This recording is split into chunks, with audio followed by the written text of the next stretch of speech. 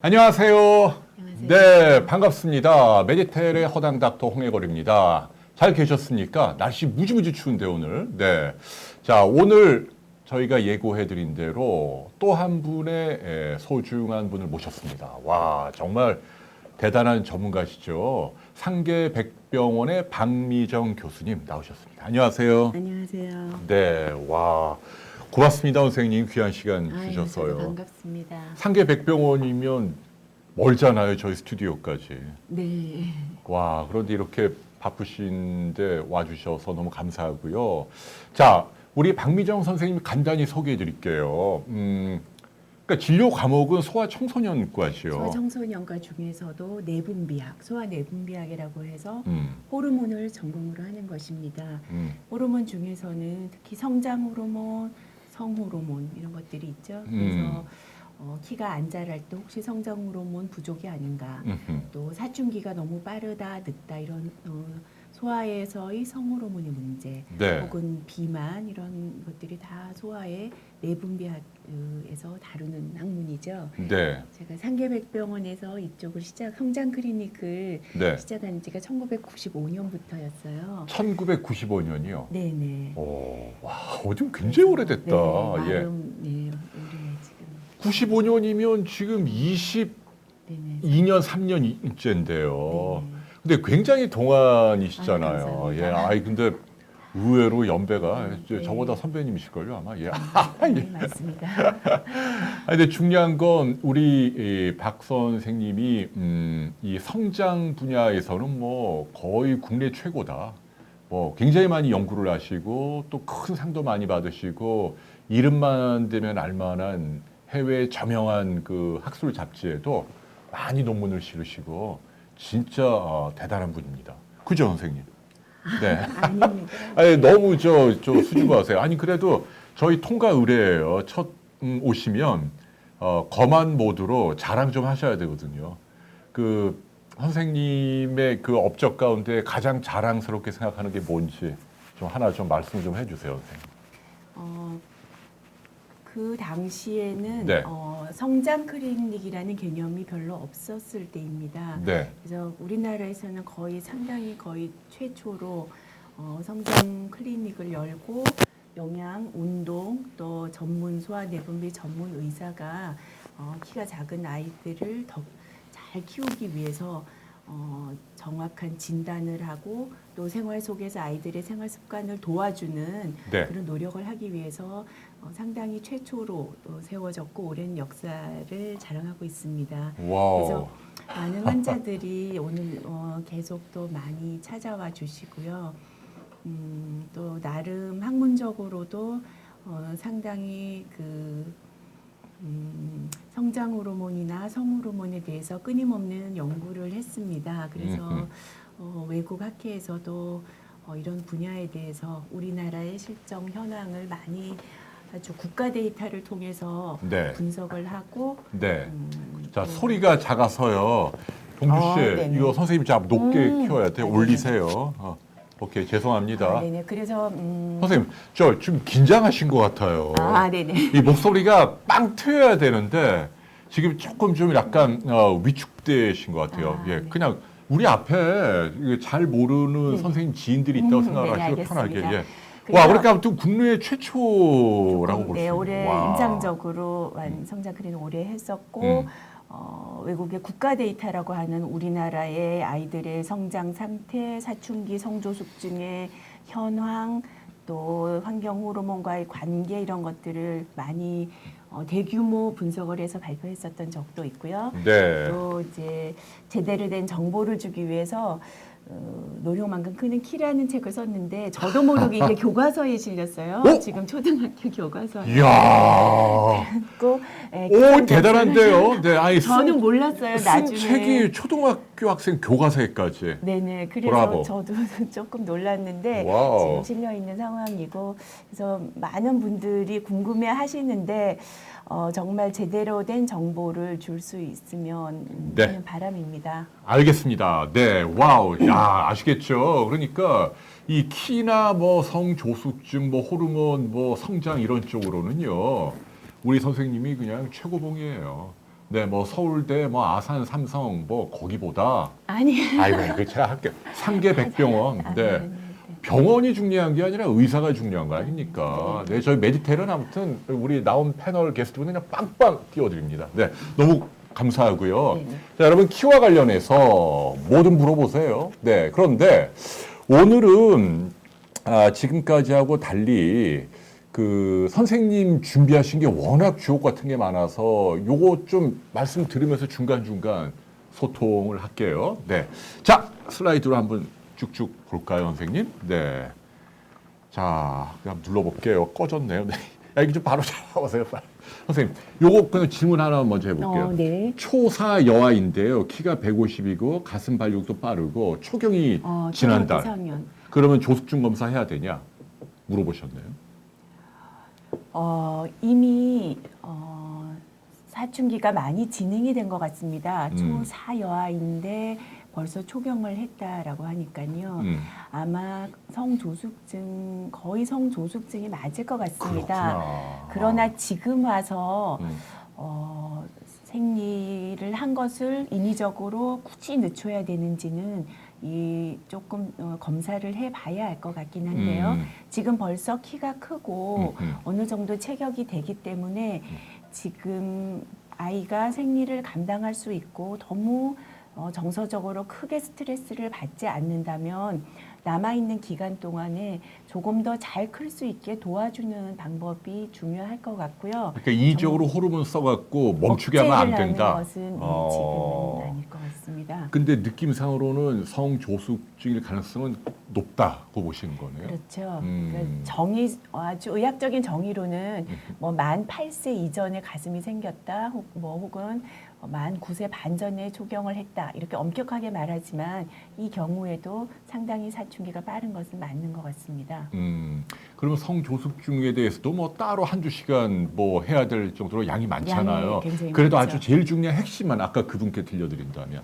근데 여러 가지 원인이 있는데 물론 부모님이 사춘기가 너무 빨랐다. 어머니도 초경을 4학년, 5학년 때 했다거나 부모님이 아주 빠른 경우에는 아이도 빠를 수가 있기 때문에 미리 조금 신경을 쓰고 체크를 해보는 것이 좋아요. 그러니까 가장 큰 원인은 사춘기가 너무 빠른 가장 큰 원인은 부모님이 빨랐을 때 그것도 유전적이긴 하지만 그 다음으로 빠른 원인은 아이의 비만이에요. 아이고. 그러니까 체지방량이 많을 때 여러 가지 기전으로 사춘기가 조금 빨라질 수 있기 때문에 표준 체중을 유지하는 게 좋고요. 그다음에 환경 호르몬이나 생활 습관 속에서의 문제 이런 것도 사춘기를 빠르게 할 수 있고 또 원인을 알 수 없는 과다한 그런 성장 보조제나 특별한 것을 또 혹은 부모님이 먹는 건강에 좋다는 음식들을 많이 아이들이 농축된 어떤 것을 먹었을 때도 조금 빨라질 수도 있기 때문에 조심해야 될 것 같습니다. 그 건강 보조식품도 막 너무 다량으로 막 농축된 걸 주면 안 된다. 네, 성분을 알아야 될 것 같고요. 또 많이 궁금해하시는 거는 초경을 몇 살 정도에 하는가. 네. 아직까지는 우리나라 전국의 평균 통계는 만 12세 정도, 한 초등학교 6학년 정도의 초경을 하게 돼요. 그러나 서울 지역에 어느 정도 체격이 있는 애들은 5학년 후반 정도에 하는 경우도 상당히 많습니다. 그런데 이제 4학년 때 초경을 했다는 것은 정상 범주는 아니고 조금 빠르다고 생각을 하면 됩니다. 그렇군요. 그럼 이제 그런 분들은 이제 병원에 이제 가보셔야 되고 일단은 선생님처럼 전문가를 그럴 때 아까 이제 억지로 이렇게 늦추는 치료를 하면 안 된다라고 하셨는데 그럼 뭘 해야 됩니까? 그러면 그 성조숙증 아까 그 그런데 부모님 이제 경우. 성조숙증이 때로는 어떤 병적인 원인이 있는 경우가 있어요. 저희 환자들 중에도 사춘기가 너무 빨라서 온 남자아이인데 부신이라는 곳에 어떤 문제가 좀 생겨 있는 경우, 혹은 뇌에 호르몬 분비하는 여기나 콩팥 혹이 생겨 옆에. 있는 경우, 난소에 물혹이 생겨 있는 경우, 그래서 많이 빠른 경우에 때로는 어떤 병적인 원인을 확인해야 되는 경우가 있기 때문에 병원에 와볼 필요가 있고요. 초기에 너무 진행돼서가 아니라 정말 어린 나이에 7세, 6세, 7세 아주 일찍이 가슴 발달이 됐다거나 초기에 왔을 때는 이것들을 원인을 확인하고 조금 조절하는 치료가 필요할지 그런 것들을 검토를 해야 될 것 같습니다. 그거는 정말 전문가의 판단, 뭐 예술 뭐 이런 거네요. 그 환자 케이스를 잘 보시고 결정하셔야겠네요. 그렇죠. 네, 알겠습니다. 자, 이분 한 분만 딱 질문 간단히 받고 저희 강연 해볼게요. 제이라는 분이 저희 게시판에도 올려주셨거든요. 네. 만으로 6세 된 아이인데 겨드랑이에 블랙헤드가 생겼대요. 그거하고 성조숙증이 관련이 있나요? 키는 112cm고 몸무게는 20kg다. 6세 아이의 이 겨드랑이에 블랙헤드도 선생님 성조숙증 뭐 피지인데요. 관련이 있을까요? 여러 가지 아이의 다른 상황도 조금 봐야 될 것 같은데 그것만으로는 성조숙증이라고 할 것 같지는 없을 것 같습니다. 다행이네요. 식이 습관이나 다른 유전적인 그런 체질적인 요인도 좀 지방이 많은 그런 체질 그럴 수는 있는데 실제 검사를 해서 뼈 나이도 빨라지고 정말 성조숙이라면 뼈 나이도 빨라지고 또 호르몬 수치도 높은 것을 확인을 해야 되겠죠. 네, 알겠습니다. 자, 긴급한 질문 2개 해결해 드렸고, 자, 이제 제목이 막 저신장 키를 키우고 싶어요 이런 건데 평균 키는 될 수 있나요 하는 부분. 네, 잠깐 보겠습니다, 선생님. 네. 대략 우리나라에 한 네. 17세 정도가 되면 거의 이제 성장이 마무리가 됩니다. 그런데 남자는 지금 한 174cm 정도, 와, 여자는 평균이 161cm 정도가 됩니다. 그래서 이 정도의 키가 되기 위해서는 갑자기 되는 게 아니에요. 지금 작은데 나중에 되겠지가 아니라 중간중간 여정에서 어느 아하. 정도의 키는 되어야 됩니다. 그래서 그냥 쉽게 만 4살이 되었을 때 100cm 정도가 되어야 돼요. 네. 만 4세에 100cm는 되어야 된다. 야, 외우기는 쉽네요. 100. 만 4세에 네. 100. 어. 만 7세, 보통 만 7세 이제 초등학교 들어가죠. 만 7세에 125. 네. 근데 이거 평균 키잖아요, 선생님. 평균. 예. 예, 요 평균만 우선 알면 되겠죠. 그래서 만 10세에 140. 요 정도만 알면 돼요. 만 10세에 우리 아이가 우선 140은 되어야 그 다음에 무난히 이 정도까지 될 수, 평균 키까지 될 수 있지 않나. 그래서 만 10세 140을 우선 목표로 해야 될 것 같습니다. 그러네요. 일단 그 어린 자녀를 두고 있을 때는 말이에요. 그렇게 기억을 4세에 하시고. 100, 10세에 140. 140이에요. 네, 그 정도는 생각을 하자. 그리고 거의 10세의 여자아이들 같은 경우에 사춘기에 진입을 해요. 그러면 사춘기 가슴 발달되고 그 다음에 한 20cm 혹은 25cm 정도 더 크고 이제 키가 마무리가 되는 거예요. 네, 자 그다음 슬라이드 한번 볼까요? 부모님들이 제일 궁금해하는 것은 우리 아이의 최종 키를 예측을 해주세요. 그러니까 예, 얼마가 될까 이게 너무 궁금해요. 그런데 이게 정말 어려워요. 쉽지 않아요. 현재 전 세계적으로 가장 쉬운 공식은 부모님 키를 더해갖고 평균하고 남자는 플러스 6.5, 여자는 마이너스 6.5 들어보셨어요? 그렇죠. 요 네. 비슷한 공식은 네. 6.5군요. 6.5. 네, 6.5 이게 가장 일반적으로 알려진 공식이지만 다 맞지는 않아요. 왜냐하면 아이가 사춘기 조숙증에 와버리면 이것과 전혀 맞지 않아요. 근데 이거는 단순히 부모 키만으로 본 것이고 이 아이가 현재 뼈 나이가 빠른가 느린가 사춘기가 어떤 속도로 진행을 하는가 그 전에 좀 아주 출생 체중이 적었다거나 이런 경우에는 또 조금씩 달라져요. 저출생으로 태어난 경우에 나중에 뼈 나이가 처음에는 계속 느리다가 한 7살 넘어가면서 뼈 나이는 그 다음부터 갑자기 빨라지는 경우도 있거든요. 그래서 네. 쉽지는 않기 때문에 어떻게 해야 되느냐. 부모님이 정규적으로 키를 꼭 적어 놓으셔야 돼요. 수첩에다가. 수첩에다가. 네, 그거를 해야지 어떤 곡선으로 가는지를 알 수 있거든요. 그러니까 우리 아이의 최종 수능 성적을 예측해 주세요. 쉽지 않아요. 초등학교 때. 있지만 꾸준히 학교 성적이 어느 정도 올라간다면 어느 정도 될 것이다. 조금 더 정확하게 알 수가 있고요. 네. 그래서 일단은 부모 키, 그다음에 이 아이의 뼈 나이를 보고 몇몇 가지를 해서 대략적으로 예측은 할 수가 있습니다.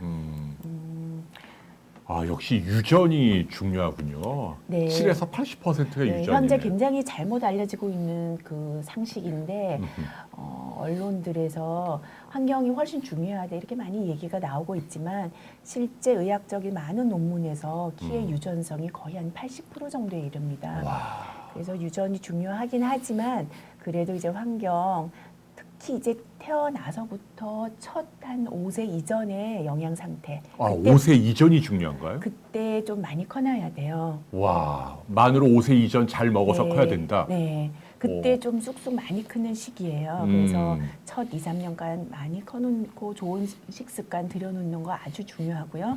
물론 또 사춘기 때 또 상당히 많이 자랄 그 두 번째 또 기회가 오기는 해요.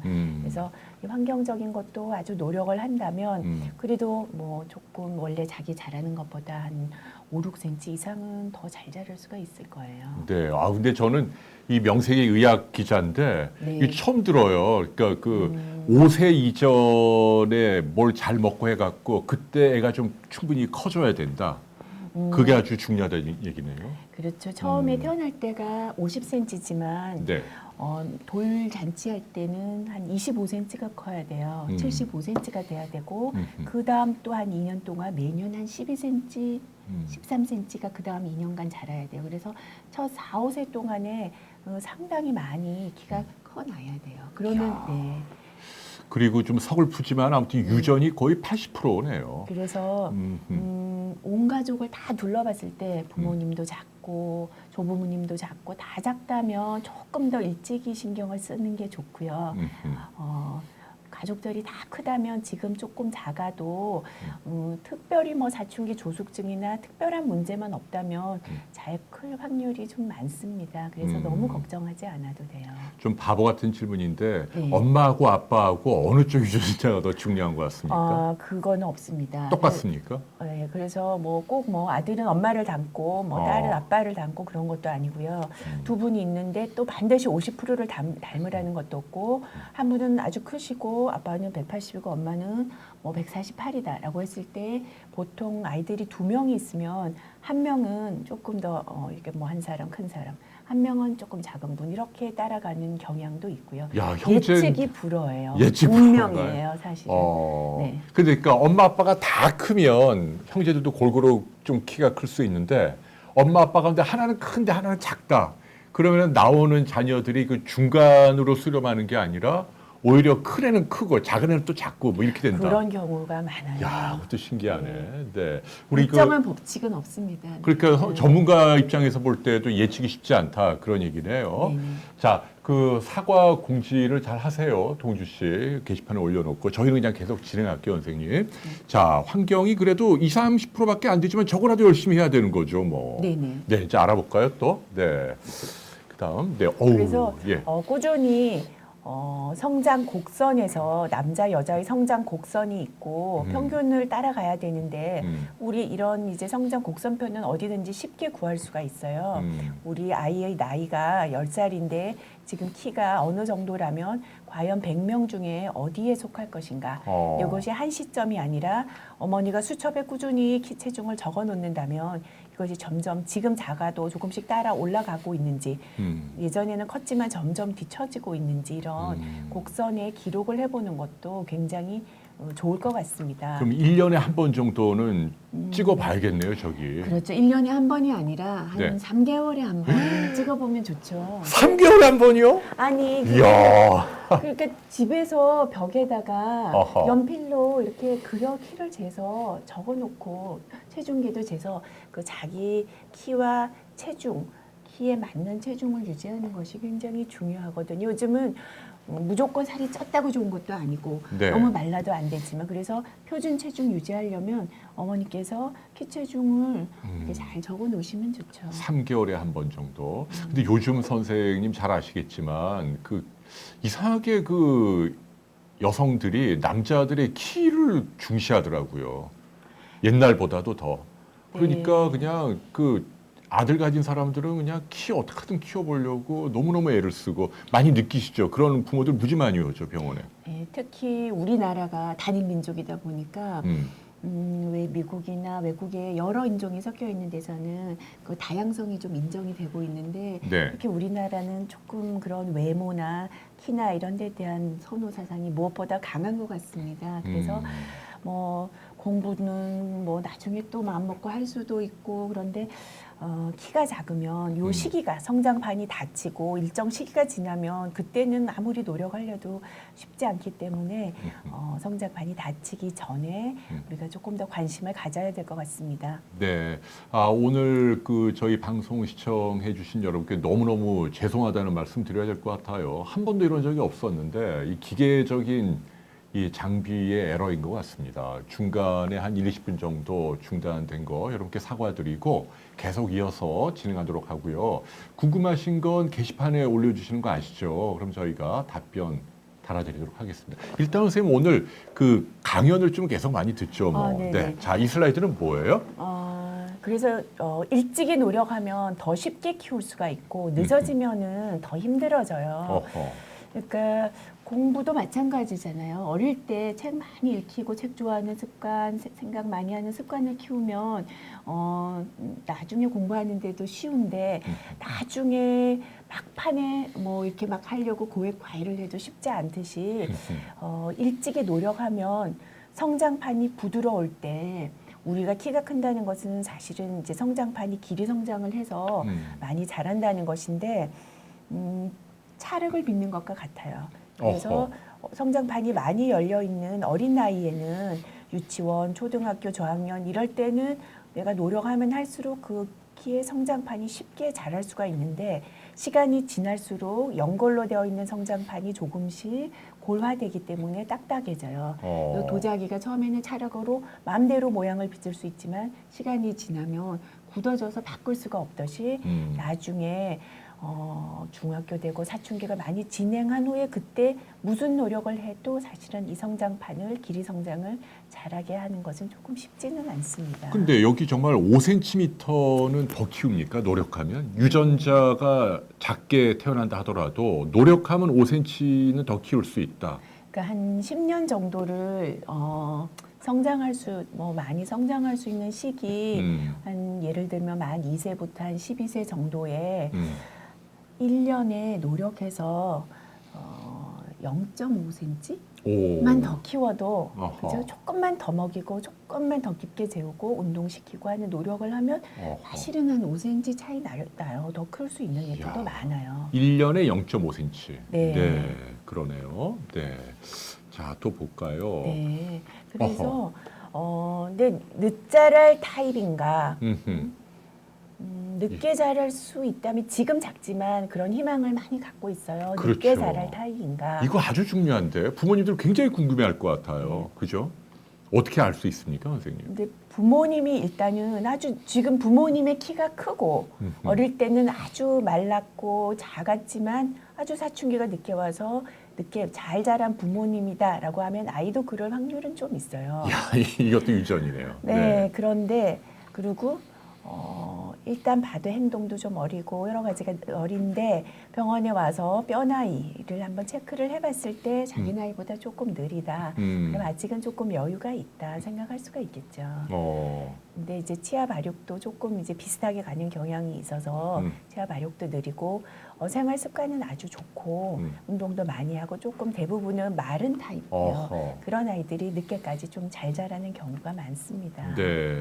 근데 반면 이제 계속 안 자랄 애들은 근데 이제 제일 안 좋은 것은 사실은 큰 병이 아니어도 부모님이 다 많이 작으신 경우에는 지금 커도 어릴 때는 유전자가 그렇게 발현이 잘 표시가 안 나요. 어릴 때는 다 비슷비슷해요. 먹는 것에 의해서 좀 잘 먹는 애는 아주 잘 크겠구나 하지만 사실은 시간이 지날수록 살만 찌고 키로는 이렇게 가지 않는 경우도 많아요. 네, 아하.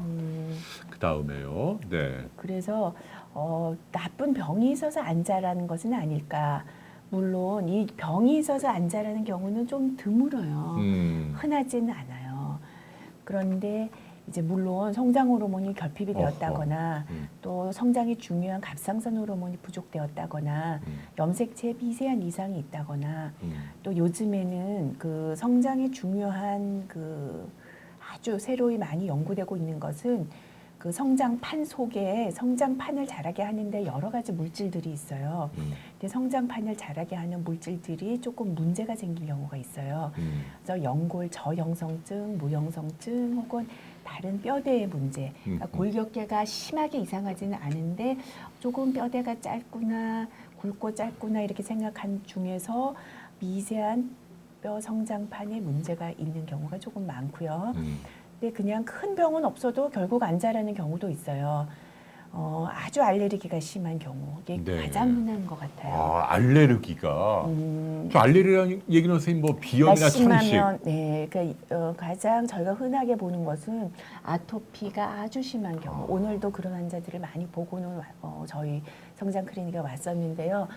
아토피가 너무너무 심해서 거의 뭐 모든 치료를 해도 그렇게 좋아지지가 않고 먹는 것도 많이 제한을 해야 되고 깊은 잠을 못 자고 스트레스를 많이 받고 그러면은 이런 것들이 수면에도 간접적으로 영향을 미치지만 식이뿐 아니라 그런 염증 인자들이 성장판 자체에도 작용을 해요. 그래요? 그래서 성장판의 성장을 잘 일어나지 못하게 하는 경우도 있어요. 그래서 사실은 꼭 대단한 병원에 가서 성장 호르몬 결핍도 아니고 염색체 이상이 아니다라고 진단을 받았다고 해서 다 잘 자란다라고는 할 수는 없어요. 그럼 그 경우에는 아토피를 비롯한 알레르기를 잘 치료하면 키가 다시 클 수 있다. 그런 얘기신가요?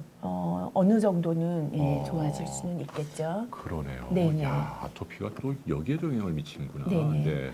그러면 그다음, 네. 지금 조금 궁금한 질문을 받을까요? 네네네. 아니면 그대로 네. 진행을 할까요? 네. 그런데 지금 20대 중반 더 키가 큰 방법은 거의 없습니다. 물론 사람마다 달라서 아주 드물게는 고3 때 크기도 하고 늦자라는 타입이 있기는 있으나 거의 평균적으로는 과거보다는 이제 많이 빨라졌고요. 이제 성장판 사진을 찍어봐서 이게 열려 있는 경우라면 조금 더 클 수가 있는데 네. 대부분은 뭐 18세 넘어가면 그렇게 크는 경우는 많지는 않아요. 그 봄꽃 낭자님이 20대 중반에 더 클 수 있냐? 이거는 거의 아닌 것 같다. 쉽지 않을 것 같습니다. 네. 그리고 이제 아무리 엄마 아빠가 작아도 어릴 때부터 굉장히 잘 먹고 꾸준히 생활 습관도 좋았고 그렇다면은 또 큰 경우도 있고요. 네. 선생님, 요거를 들고 오셨는데요. 이거 어렵게 들고 오셨는데 이게 손의 사진인데 이거 왜 들고 오신 거예요, 선생님? 그래서 네. 사람들이 그래도 여러분들이 굉장히 궁금해하는 게 그래 성장판이 중요한데 성장판이 어디 있냐 그걸 어허. 많이 물어보세요. 그러니까 성장판은 긴 뼈를 자라게 하는 보이시나요? 그런 긴 뼈에 네. 관절 말고 그 바로 위 아래 음. 부위에 다 있어요. 여러 부위에 있어서 여기서부터 뼈의 길이 성장이 일어나는 거죠. 그래서 여러 부위에 있기는 한데 우리가 일반적으로 사진을 그러면 성장판을 병원에 가거나 하면은 어디다가 무슨 검사를 하는가 가장 간단하게는 손 사진을 찍어봐요. 손 사진을 찍는 이유는 여기에 여러 가지의 작은 뼈들이 있어요. 화골액이라고 하는 요런 뼈들의 크기나 모양에 따라서 몇 살, 뼈 나이가 몇 살이다 이런 것들을 판별을 할 수가 있어요. 그러니까 물론 무릎에도 있고 발목에도 있고 고관절에도 있지만 가장 좀 쉽게 할 수 있는 쉽게 정확하게 보는 부위가 이 손이에요. 그래서 네. 우리가 병원에 가면 야. 손 사진을 찍고 어허. 각 이제 이런 것들을 보이시나요? 네, 투샷 잡으세요. 네네. 카메라 당기세요, 쭉. 네. 이렇게 해서 얘는 겉으로 보기는 손이 크지만 뼈 나이는 아직 느릴 수도 있고요. 이런 여러 가지 이제 뼈의 모양들을 다 봐야 되는데 야. 또 손이 작아 보여도 손이 짤막짤막하지만 성장판이 다 다친 경우도 있어요. 그리고 또 뼈 사진에 손 사진을 보고 어디가 이렇게 짧은 경우는 최종 키가 잘 안 크는 어떤 샥스 유전자라는 어떤 이상이 있을 것이다. 오늘 골격계에 그 골격계에 이형성증이 있을 것이다. 요거는 지금 찍어봤더니 약간의 구루병도 동반이 된다. 이거 다 이런 나오는구나. 것까지도 조금 더 알 수가 있죠. 주로 손을 보는군요, 선생님. 손만 보면 되나요? 다 알 수 있나요? 그래서 이제 가장 기본은 손이 될 거고요. 그리고 또 사춘기 연령에서 손만 봐서 약간 애매한 시기가 있어요. 한 11세에서 13세 요 정도 연령에서는 손목의 팔꿈치, 팔꿈치네. 를 해서 각각의 이런 화골획들이 보이시나요? 이렇게 크기의 네. 모양들이 또 어떻게 되는가를 볼 수도 있고요. 어. 조금 더 이제 성장이 끝나가는 시기에는 고관절에서 또 성장 반들이 어떤가도 볼 수가 있어서 부위마다 조금 다 다르긴 하죠. 네. 이 손을 오른쪽 왼쪽 둘 다 찍나요? 하나만 찍나요? 보통은 하나만 찍어도 되고요. 왼쪽 손을 이제 많이 찍고 그것을 표준으로 세계적으로 어떤 아틀라스 책을 보고 저희가 비교를 하게 되죠. 오른손을 많이 쓰기 때문에 오른손을 너무 많이 쓰는 사람들 있잖아요. 특별한 운동선수나 아주 과하게 쓰면 그 손이 조금 유난히 뼈 나이가 더 빨라질 수도 있어요. 그래서 주로 많이 쓰지 않는 반대편 손을 사진을 찍어보면 됩니다. 그러면 대부분은 비슷해요. 대부분은? 그러면 어떤 분들에게 이 엑스레이 사진을 권유하시나요? 성장판에 관심이 있는 분들은 이걸 찍어 보는 건데요.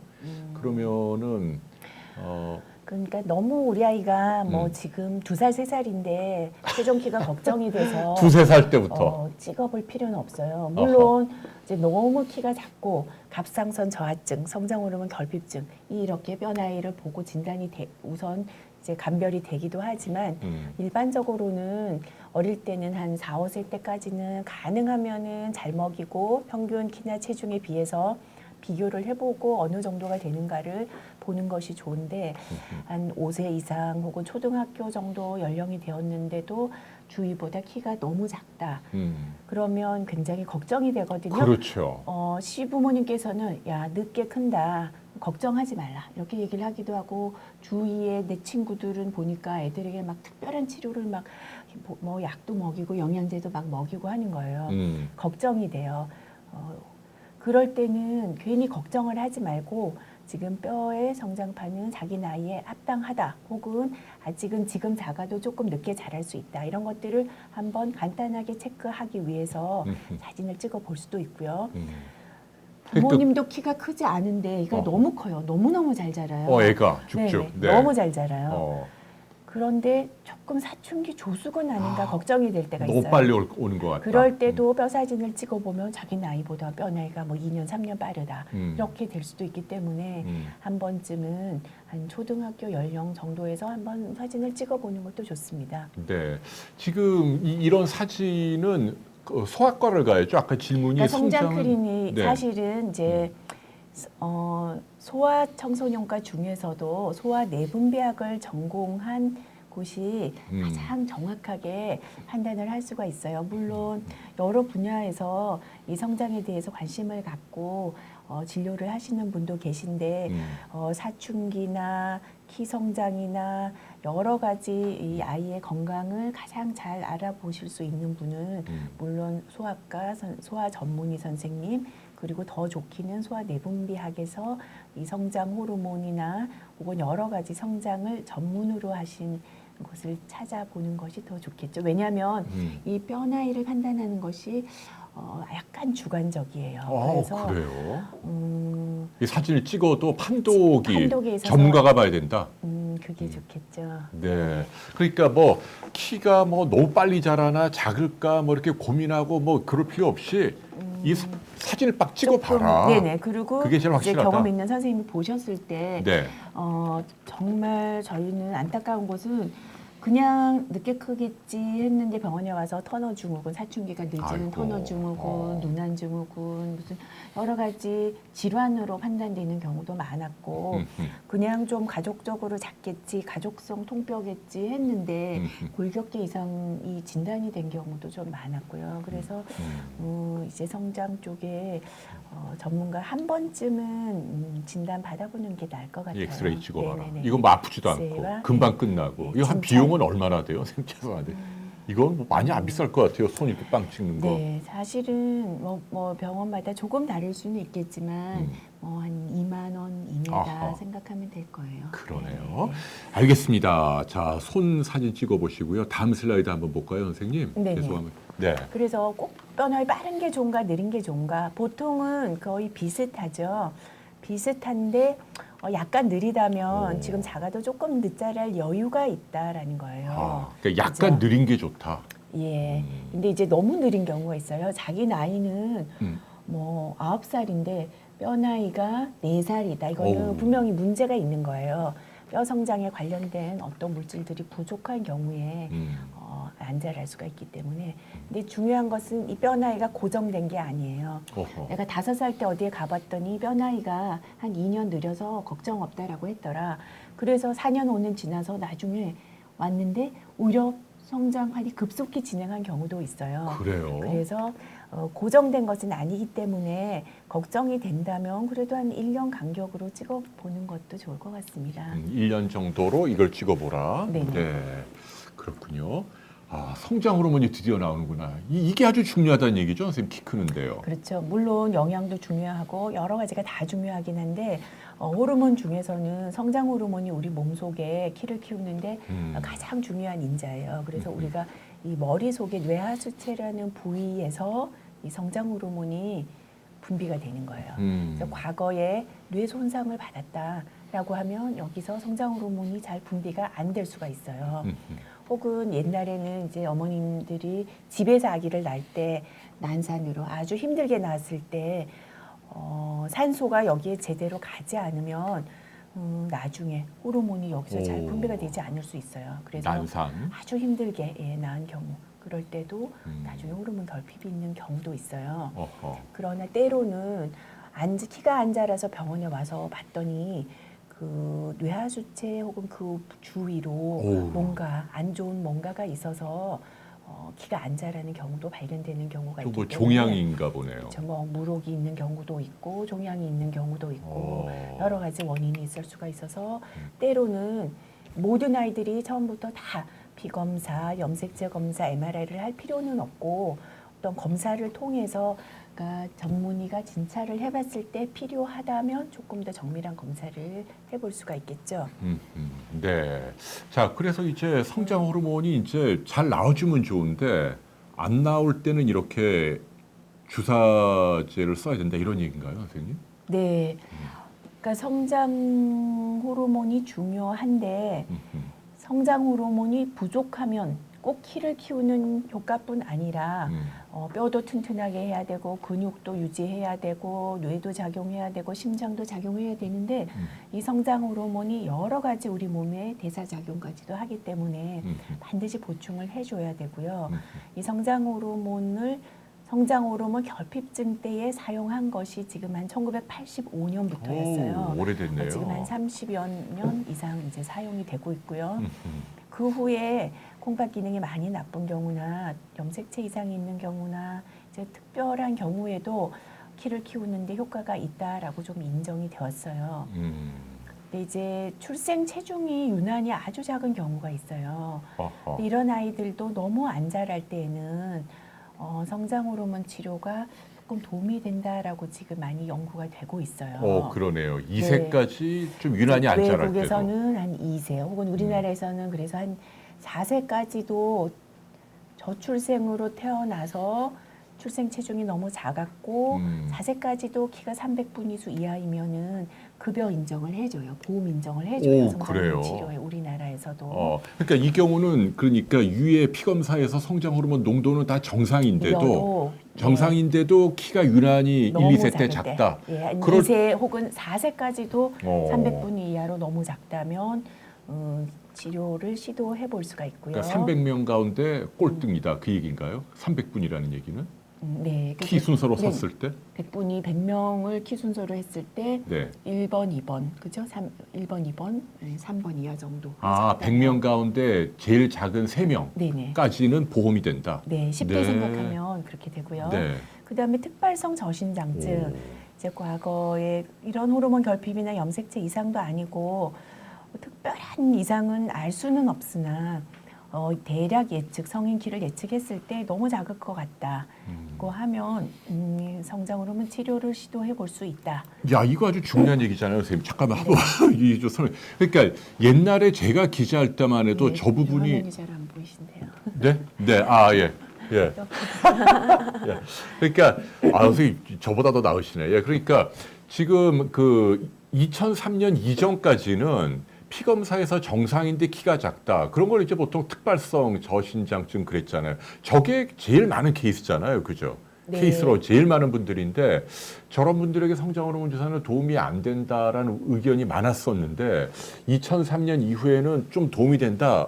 그런 보고가 그래서 있다. 보고라기보다 여러 가지 그 전에 음. 대규모 연구를 하면서 미국 FDA에서 치료가 사용이 해도 좋겠다라고 인정을 한 거예요. 야. 네, 우리나라는 아직 이것은 이제 보험 급여 적용은 되지 않지만 사용이 인정이 된 거예요. 그러니까 보험 적용을 안 해줘도 자비 네네. 부담하고 쓸 수는 있는 거 아니에요? 그렇죠. 해볼 만한 건데 사실은 이 특발성이라는 것이 상당히 많은 원인들이 있어요.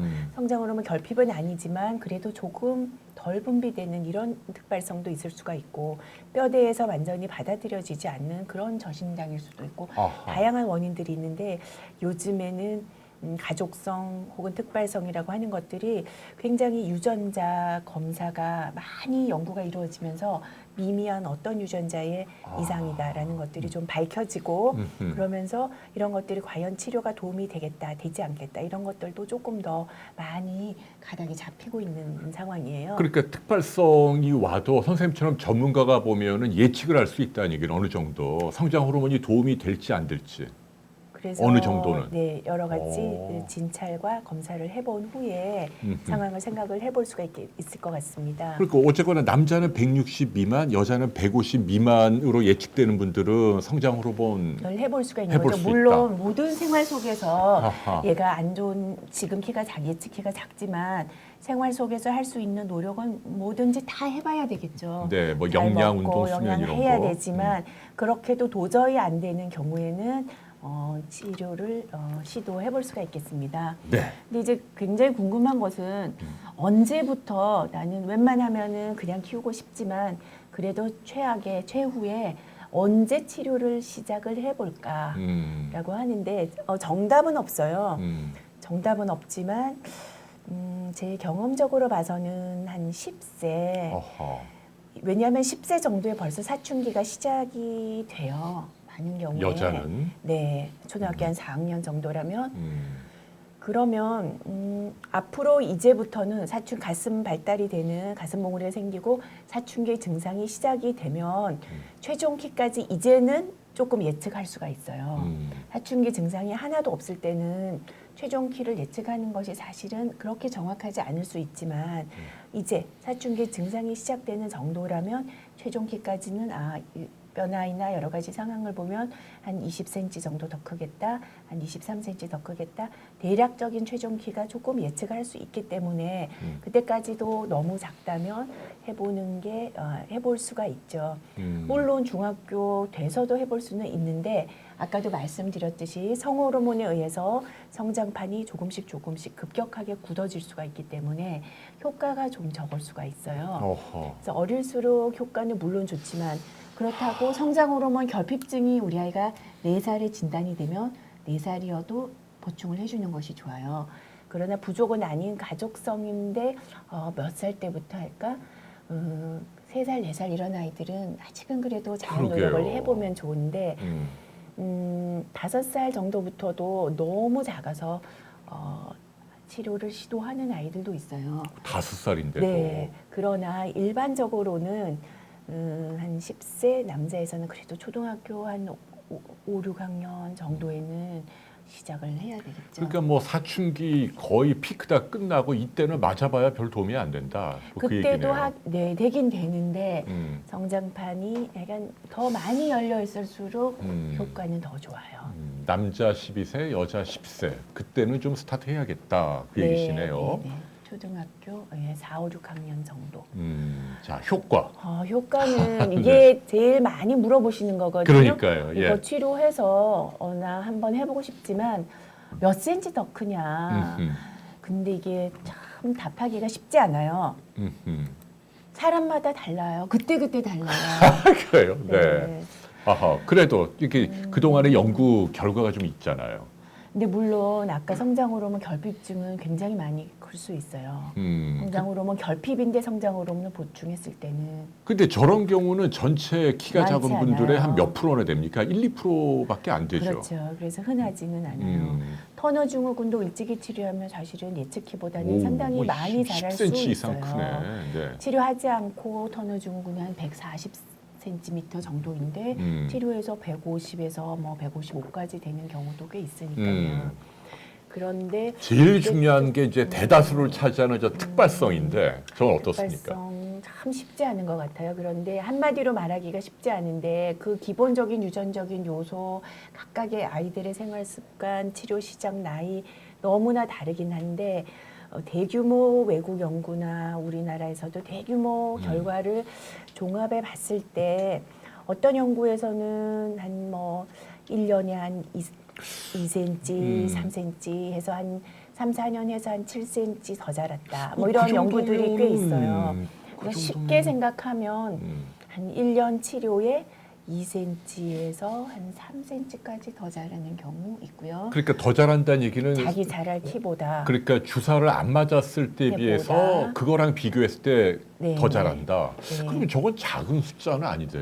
그렇죠. 네. 크게 아하, 참 생각할 고민되네. 수도 있고 네. 또 어떤 분들은 그래도 내가 1년 노력해서 플러스 뭐 2cm, 2.5cm 크지 않다라고 느낄 수도 있고요. 그래서 그거는 사람마다 약간의 차이는 있는 것 같습니다. 네.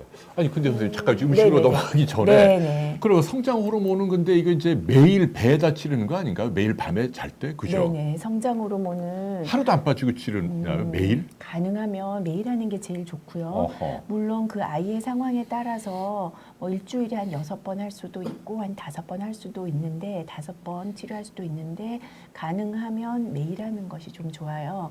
이거는 이제 피하 주사여서 우리가 당뇨병 환자들이 인슐린 주사 맞듯이 집에서 주사를 맞는 것이고 바늘이 이제 많이 가늘어졌고 방법도 상당히 많이 편리해져서 아이들도 크게 많이 스트레스를 느끼지는 않아요. 근데 가능하면 네네. 그러니까 아무튼 많이 아프진 않고 가늘어졌다. 그러나 매일 밤에 맞는 게 좋다. 제일 좋아요. 네.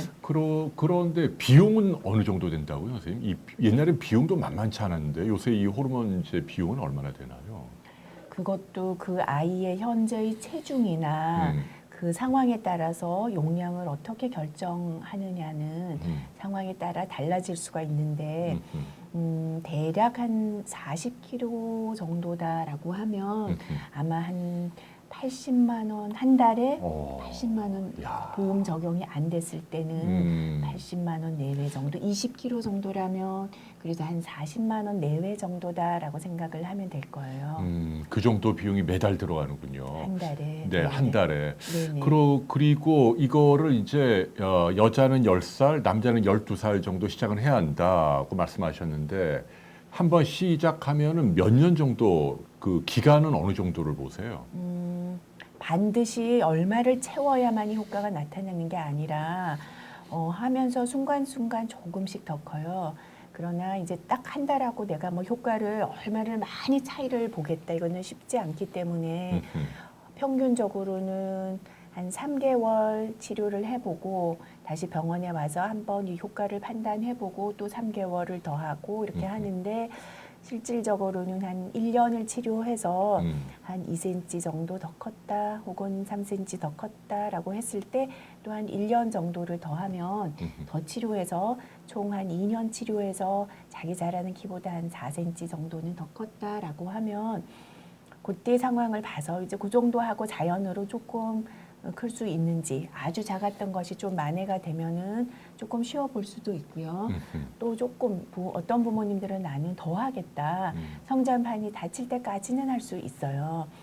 더 굉장히 만족하시는 분들은 조금 더 할 수도 있어요. 근데 평균 많이 하는 경우가 한 2년 정도 해서 몇 cm를 더 키우는 그 정도가 제일 많죠. 네. 근데 지금 이 방송을 보시는 분 가운데는 키가 정말 그 100명 가운데 3등 이내로 작은 애들이라면 뭐 피검사에서 결핍증이 없어도 이거 한번 맞아보고 싶긴 한데 중간 이상 되는 애들도 있잖아요. 실질적으로 평균 키 정도 되는 애들.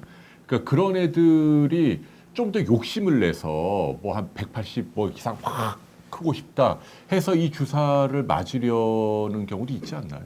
그런 경우는 사실은 꽤 있고 특히 이제 음. 운동 선수나 이런 경우에는 굉장히 더 많이 커고 싶어 하는 것 같습니다.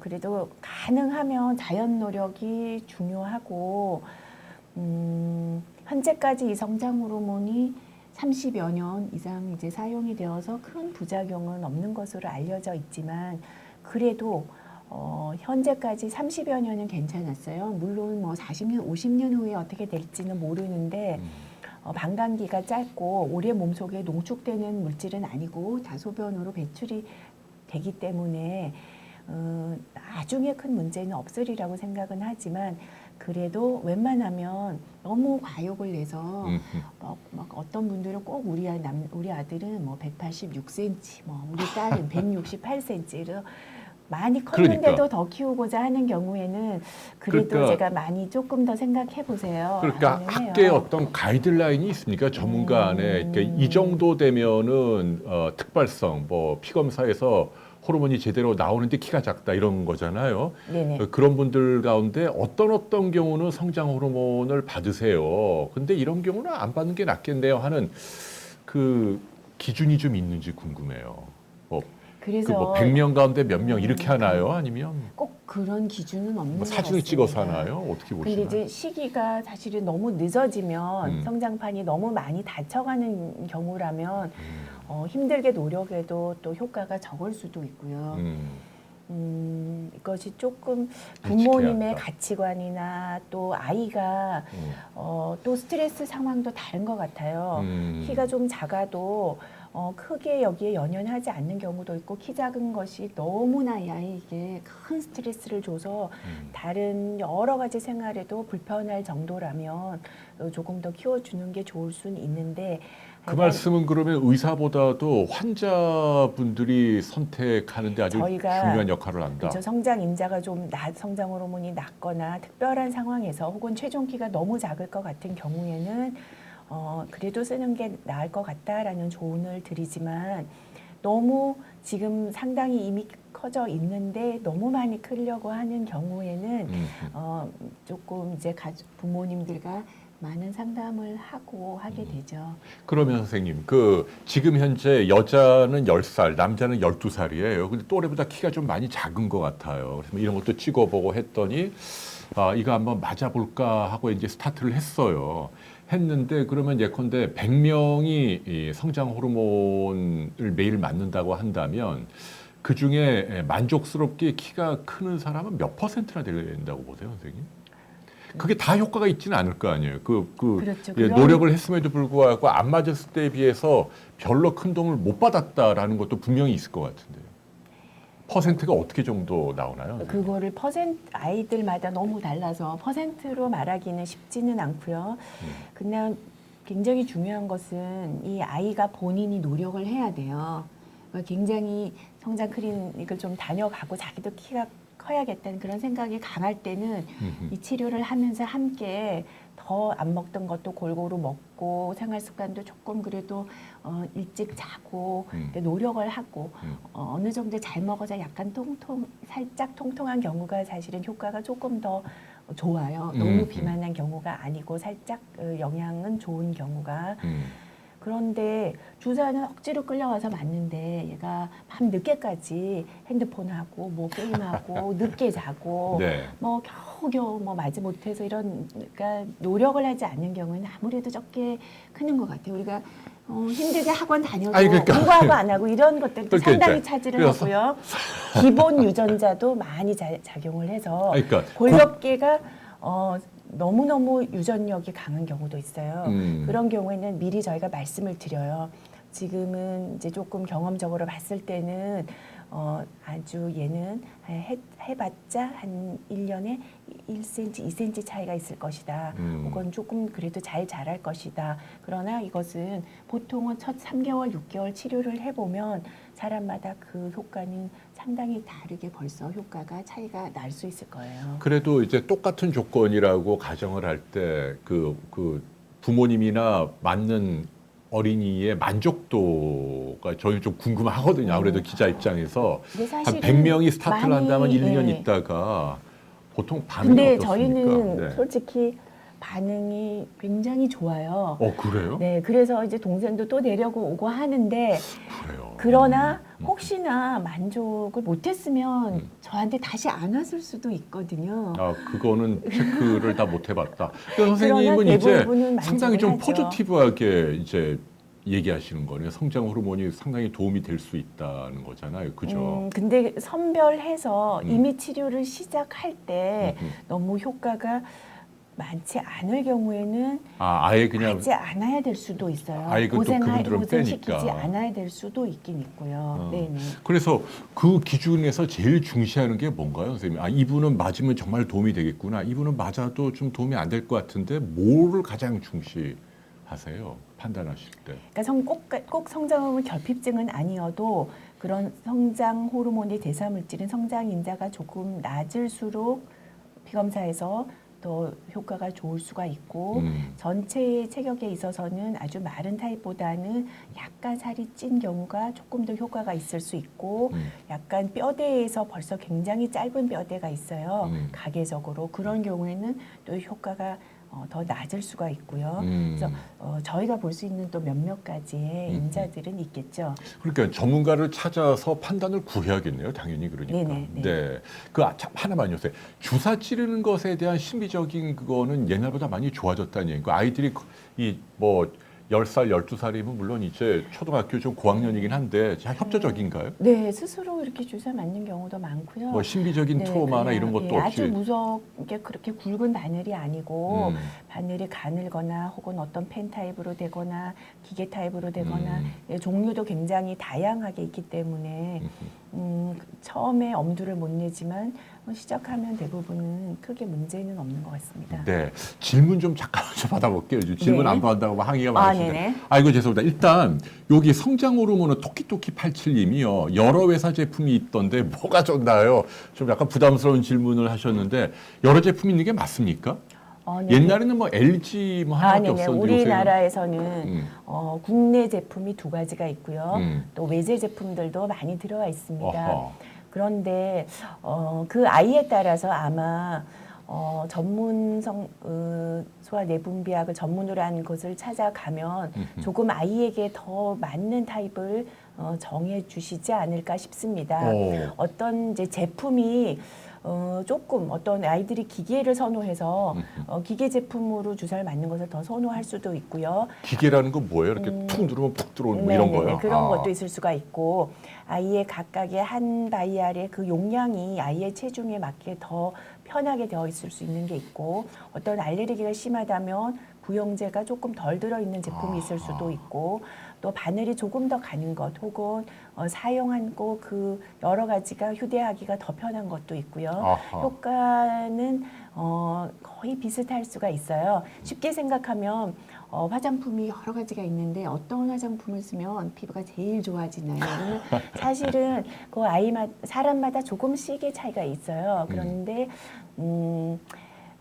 이 자리에서 반드시 뭐가 더 크게 이것이 아주 좋다. 이 제품이 아주 뭐 부작용이 거의 그런 것은 없다라고 생각을 하면 돼요. 그러나 그 사람에 따라 이게 조금 더 편할 것이다 생각할 수가 있고요. 또 저는 일단 치료를 해보고 상황에 따라서는 또 다른 제품으로 바꿔보기도 하거든요. 그래서 그것도 역시 전문가 영역. 장단점이 다 다르다. 조금씩 달라. 아주 조금씩 달라요. 네, 여러 제품이 있다네요. 제발 한 번만요. 이분이 지금 불만이 네네네. 많으셨어. 네. 어릴 때 웨이트 트레이닝 키에 도움이 되나요? 나중에 다 하실 건데 그래도 미리 좀 답변을. 이거 뭐 역기 들고 하는 거 있잖아요, 선생님. 네네. 무거운 거 드는 거, 근육 네네. 키우려고. 이거 키에 도움이. 그래서 이제 웨이트 트레이닝이나 저항성 운동은 굉장히 안 좋다라고 많이 이렇게 이제 그렇게 많이 알려져는 있어요. 근데 이 웨이트 트레이닝이 어느 정도인가에 따라서 다른데 일반적인 유산소 운동 그리고 이제 성장판을 자극시킬 수 있는 뛰는 운동 이런 것들이 가장 무난하게 좋긴 하고요. 적절하게 아이들도 또 성장을 하는 데는 근육이 어느 정도는 있어야 돼요.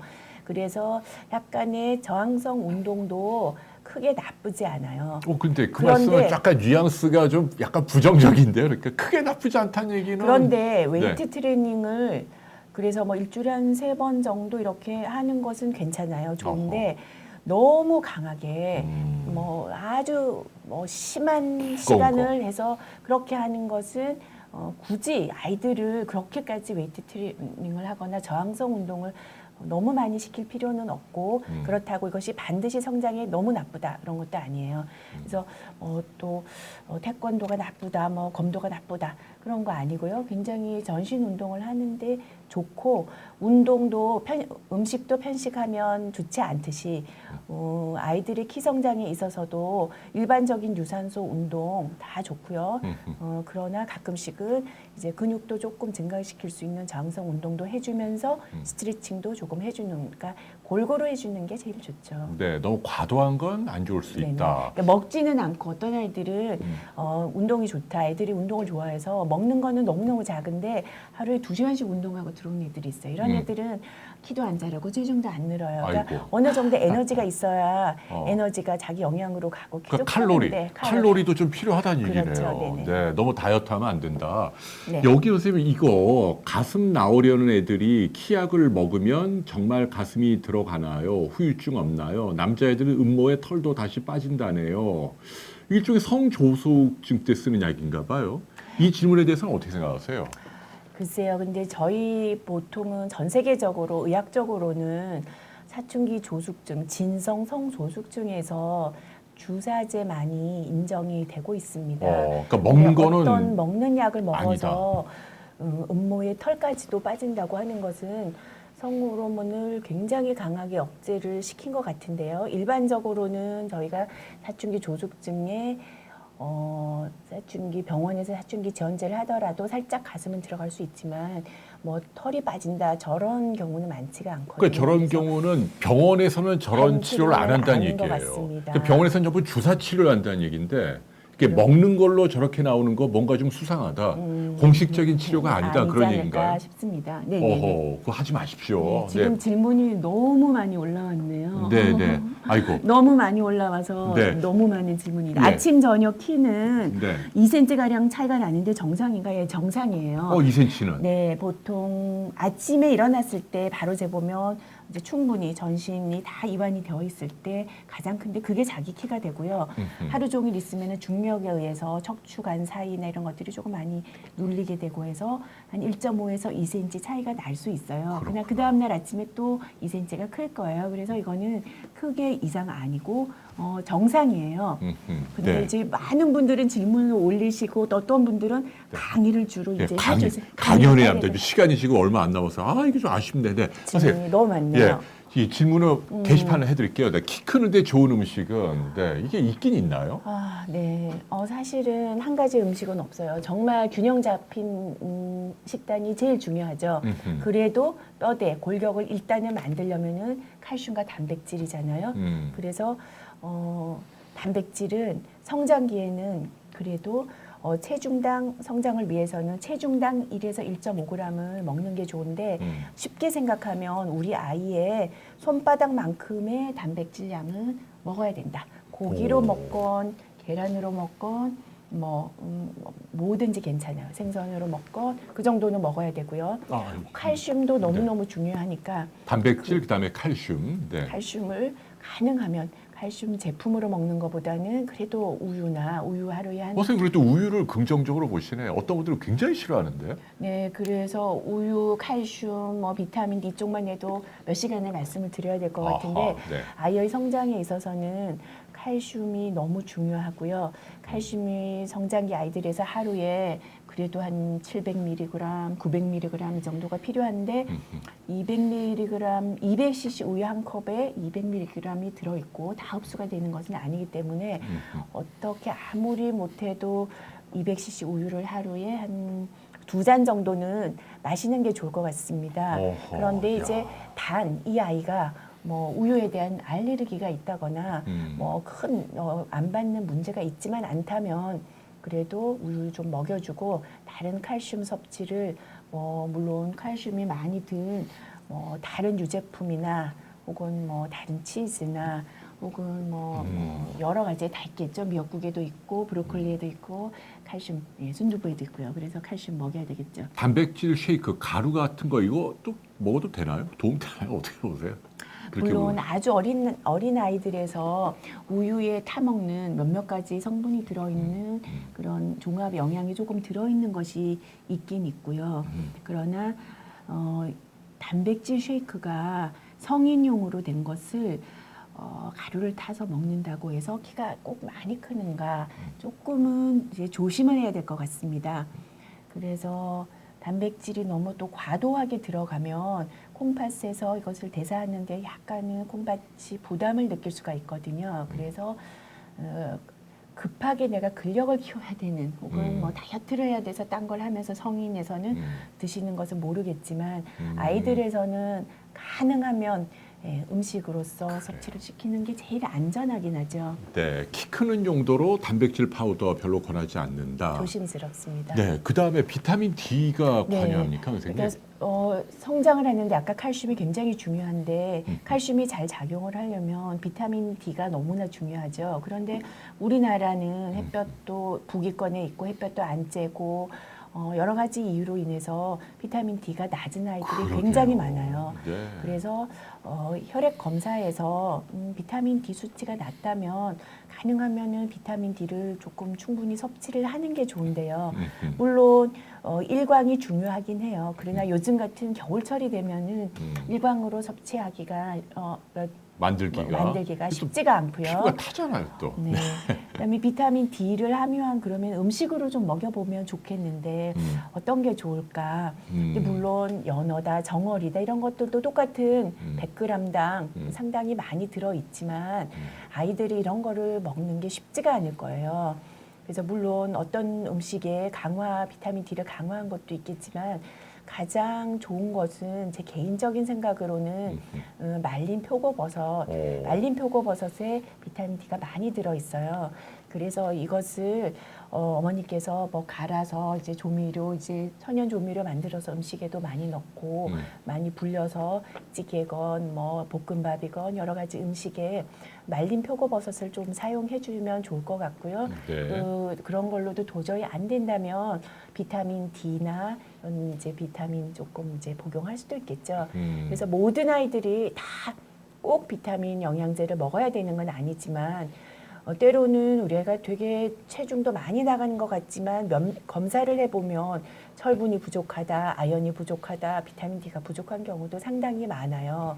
그래서 지금 애가 체격이 너무 작다거나 너무 편식을 한다거나 혹은 항생제를 아주 오래 복용했다거나 혹은 체력에 비해서 너무 과격한 운동을 하는 경우가 있다거나 혹은 또 지금 너무 비만이어서 조금 아이지만 칼로리를 조금은 줄여야 된다. 이럴 때는 영양제, 비타민제도 조금 고려해보는 것이 어떨까 싶습니다. 네, 골고루 먹어야 되는데 비타민 D, 칼슘, 단백질 요 세 가지를 특히 강조하셨네요. 네네. 그리고 하여간 신선한 제철 과일을 하루에 한 반 개 정도라도 꼭 이제 애들이 물론 채소 뭐 먹으면 색깔이 화려한 그런 채소들을 먹어주면 좋은데 너무 안 먹는다면 어떻게 과일 주스로라도 갈아서 주는 게 좋겠죠. 네. 네, 자 이번엔 운동 볼까요? 키 크는데 도움되는 운동. 네. 네. 근데 이제 운동이 굉장히 좋은데 좋기는 그러면 몇 분을 일주일에 몇 번 해야 되는가? 아이들마다 나이마다 달라서 쉽게 말할 수는 없는데 그래도 한 번에 한 20분 이상 30분 정도 해주면 제일 좋고요. 일주일에 한 그래도 3번 몰아서 주말에 딱 한 번 뭐 2시간 이렇게 하는 것보다는 나누어서 매일 하는 게 좋죠. 꼭 반드시 줄넘기가 성장에 제일 좋다. 이거는 아닌데 옛날에는 우리가 이제 고무줄놀이도 하고 뭐 이렇게 여러 가지 뛰는 운동을 많이 하긴 했어요. 줄넘기가 그래도 학교에서 수행 평가도 하고 또 네. 아무 시간이나 밤에도 할 수 있으니까 참 좋긴 하고요. 다른 공놀이나 뭐나 어떤 거든지 좋아요. 근데 이제 아주 천천히 걷는다. 이것도 안 하는 것보다 좋을 수는 있으나 살짝 땀이 나는 정도의 운동을 하는 것이 성장 호르몬 분비에 가장 좋아요. 네. 운동이 운동을 하고 나면 확연하게 성장 호르몬을 자연적으로 분비를 증가시킬 수가 있기 때문에 그러네요. 운동이 아주 좋고요. 운동을 하게 되면 스트레스도 이제 많이 해소를 하고 정서적으로도 좋고 식욕도 더 좋아질 수도 있고요. 군살도 빠질 수도 있겠죠. 아까 나나킴님이 농구처럼 점프했다 이렇게 내려오는 거 하면 성장판이 자극된다고 얘기했거든요. 맞는 네. 얘기입니까? 어떻게 보세요? 아까 그 뛰는 거, 긴 네. 뼈 사이사이에 성장판이 있는데 성장판이 세포 증식을 하면서 자라나는데 어떤 약간의 물리적인 자극이 조금 더 잘 자라게 한다라는 연구들이 있습니다. 그래서 그래요? 좀 우리가 일리가 있다는 얘기인가요? 어릴 때는 그런데 이제 갓난 아이 때는 자기가 운동을 할 수 없으니까 이제 부모님이 그런 데를 성장판을 자극시키고 마사지도 해주고 쭉쭉이도 오. 해주고 이렇게 하죠. 쭉쭉이가 도움이 됩니까? 애들? 그래서 쭉쭉이를 했다고 몇 센치를 더 큰다. 그건 아니지만 어허. 그쪽으로 혈류순환도 되고 여러 가지가 오, 글쎄. 좋아지게 되겠죠. 오. 그러나 이제 자기가 뛸 수 있는 스스로 뛸 수 있는 나이가 되면은 꼭 반드시 뭐 부모님께서 그쪽을 마사지하는 것보다는 자기가 스스로 뛰는 운동은 상당히 좋고요. 또 그런 운동을 하면 오히려 성장판이 다친다더라. 뭐 이런 얘기들도 있는데 아, 반대로? 그런, 네. 그런 것은 거의 흔하지는 않습니다. 그러니까 뭐 아주 뭐 줄넘기다 이런 뛰는 운동을 막 2시간 이상 시멘트 바닥에서 막 너무 하면서 막 그런 경우가 흔하지 않기 때문에 성장판이 손상이 될 경우는 상당히 드뭅니다. 그러니까 어떤 종목 하나를 딱 집어주시는 건 아니네요. 그러니까 제너럴하게 아무튼 유산소 운동을 다 권장하시네요. 좋아요. 네. 네. 자, 수면도 중요한가 봐요. 키 크는 데는요. 수면과 성장. 그래서 이렇게 우리가 성장 호르몬은 하루 종일 분비되지만 네. 이 수면 중에 하루 종일 분비되는 성장 호르몬이 한 70% 정도는 수면 중에 분비가 돼요. 나머지 30%가 낮 동안에 분비가 되고요. 그리고 특히 처음에 잠들고 나서 첫 1시간 한 90분 동안 있죠. 와, 네. 그때 깊은 잠을 잘 때 그때 성장 호르몬이 많이 분비가 돼요. 야, 첫 그래서- 1시간에 네, 와. 그때가 아주 중요하기 때문에 애가 막 잠들었을 때 그때 예. 막 다시 깨워서 어디로 막 이동시키고 그러지 아, 말고 그거 하면 안 되겠네요, 그때 진짜. 불 꺼주고 깊게 잘 수 있게 해주는 게 중요하겠죠. 그러니까 지금 여기 보니까 딱 자자마자 이때 제일 피크가 네네. 올라가 있네요. 네. 그러니까 우리 아이는 뭐 1시에 자서 그러면 주말에 1시에 자서 똑같이 많이 자서 뭐 아침 뭐 11시, 낮 12시 깨면 안 되느냐. 근데 12시가 되면 뭐 집에 뭐 완전히 안막을 커튼을 치지 않으면 햇볕이 들어와요. 빛이 들어오면은 우리 질 좋은 수면을 유도하는 멜라토닌이나 다른 여러 가지 물질이 분비가 오히려 더 줄어들어요. 아하. 그리고 낮에 햇볕을 한 12시간 이전에 밤에 그 12시간 이전에 햇볕을 좀 쬐고 이렇게 됐을 때 나중에 이제 질 좋은 수면이 더 잘 유도가 될 수 있고요. 그러면 12시간 전에 햇볕. 네, 낮에 그래서 요즘 학생들이 사실은 점심 때 꼭 운동장을 좀 거닐어서 비타민 D도 생성을 시키고 아하. 나중에 또 밤에 여기 밤에 멜라토닌도 수면도 나오게 더 하고. 잘 자게 하는 게 참 좋죠. 야. 그러나 그렇게 할 수 없다면 아이들이 잠들 시간에 정말 다 집안 전체 불을 꺼야 돼요.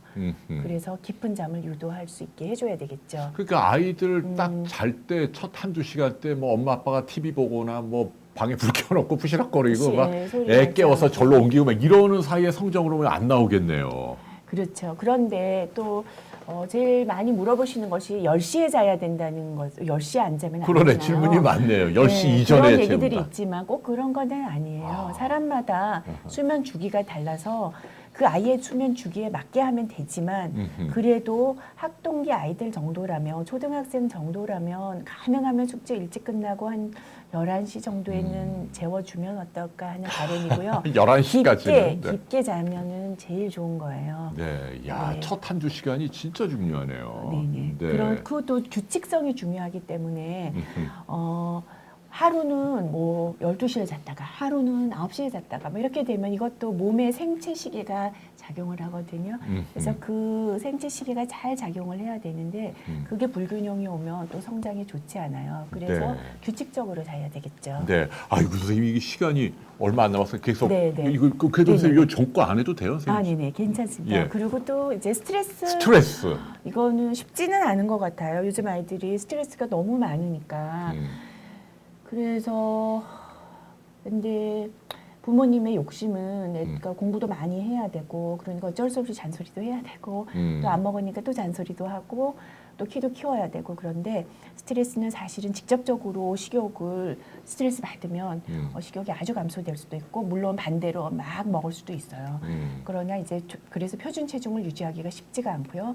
스트레스는 아무리 좋은 음식을 먹어도 스트레스를 받으면서 뭔가 소화가 안 되니까 영양으로 잘 갈 수가 없고요. 그래서 항상 이제 음식을 식탁에서는 잔소리하지 말고 부모와 좋은 관계를 형성을 해야 되겠죠. 네. 근데 부모님들이 또 굉장히 힘들어하시는 것은 잘 먹여서 잘 먹어야 키가 크니까 글쎄. 잘 먹어야 되는데 또 뚱뚱해지면 위로 와야 되는데 이렇게 가면은 뚱뚱하면 키에 좋은가 안 좋은가 네. 그게 또 어때요? 고민이에요. 네, 뚱뚱하면 근데 평균적으로 살짝 뚱뚱한 애들이 잘 예. 커요. 어허. 그런데 아주 심각한 비만이 있는 경우 있죠. 체지방이 너무너무 많고 그래서 체지방에서 만들어진 어떤 물질들에 의해서 뼈 나이도 아주 빨라지는 경우가 있어요. 그런 경우에는 오히려 손해가 될 수가 있거든요. 아주 뚱뚱하면 또 오히려 운동도 잘 안 하게 되고 스트레스도 받게 되고 특히 여자아이에서는 아주 비만인 경우에 조숙이 오는 경우가 많고요. 또 몸에 좋지 않은 환경 호르몬도 지방층에 다 축적이 되기 때문에 너무 심한 경우에는 조금 성장에 좋지는 않고요. 그러나 평균보다 살짝 통통한 정도는 사실은 잘 먹은 경우에는 또 나중에 잘 자랄 수도 있어요. 그러니까 마른 거보다는 약간 통통하게 더 네. 좋다. 네네. 네, 그러네요. 너무 뚱뚱하면 안 되지만. 그래서 일단은 한식 위주로 그래도 먹는 게 제일 좋고 네. 쬐고 운동하고 좀 뭐 깊게 자야 되겠죠. 그런데 그래서 부모 식기명이란 게 있네. 아, 야, 이거 궁금합니다. 네. 하나 그냥- 좀 소개해 주세요. 네. 그래서 한 번에 뭐 왕도가 없고 특별한 비법 없어요. 여러분들 사실은 인터넷 찾아보면 뭐 특별한 뭐 그래요. 비결 어디로 비방. 네. 뭐 비방 그런 것에 현혹되지 말고 순간순간 노력은 해야 돼요. 내가 노력하지 않고 우리 아이가 나중에 너무 안 컸다 그럼 정말 미안하긴 하거든요. 그래서 조금 일찍이 신경을 써야 되는데 한 3개월 간격으로 키 체중을 재서 한번 기록을 해봐야 과연 우리 아이가 어느 정도의 위치에 있는가를 알 수 있을 거예요. 그리고 그래서 아까도 얘기했지만 평균 4세 때 100cm. 대략 이 정도만 알고 있으면 될 것 같아요. 네. 그래서 10살에는 한 140은 되어야 된다. 음.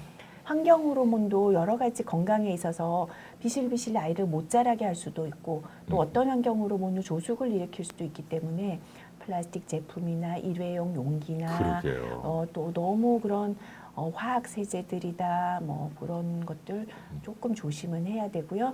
한 9세 미만의 사춘기 조숙증을 진단하려면 만 9세 나이 정도에서는 한 번쯤은 체크를 해보는 것도 좋아요. 여성이겠네요, 여자애. 여자에서 네, 가슴 혹은 보물이다.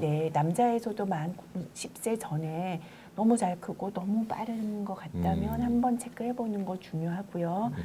성장 호르몬 치료는 뭐 다 필요한 것은 아니겠지만 정말 작고 모든 노력을 해도 안 자라는 경우라면 한번 생각을 해볼 수가 있겠죠. 그런데 이제 사춘기 지연 치료라는 것도 있기는 하나 조숙증 때 쓰는 조숙증 거예요. 때 네.